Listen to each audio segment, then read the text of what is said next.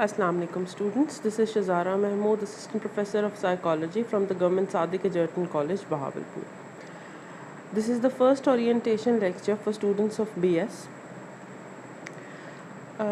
In front of you, you can see the course outline for the 3 hours credit course to the Introduction of Psychology.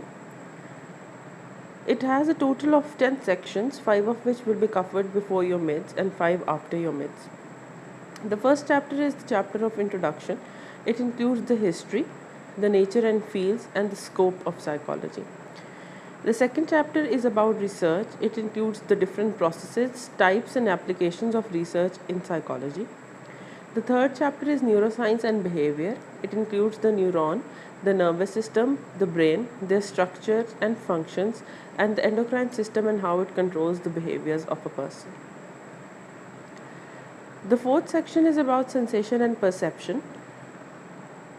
It includes the definition and concepts of sensation and perception, how they are different and how they are alike, and the different laws of an organization that govern the sensation and perception of humans.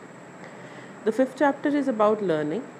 It includes the 3 major concepts of learning in psychology: classical conditioning, operant conditioning, and observational learning. After this, your mid exams will be conducted, and then we'll move on to the section for the final exams. Chapter 6 is memory, the definition of memory and the types of memory and how it works.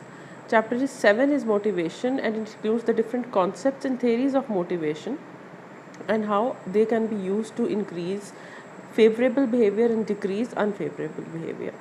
Chapter 8 is personality, and we'll be discussing the different approaches towards personality from different psychologists and different schools of thoughts.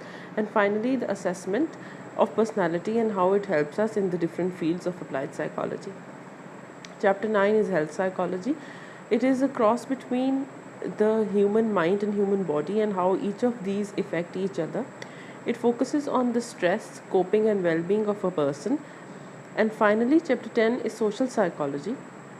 It includes the different attitudes, the social influences, the prejudice and discrimination, and how these affect the behavior of an individual in the group settings, and how groups can affect the behavior of one person, and how one person can change the dynamics of the group with their behavior.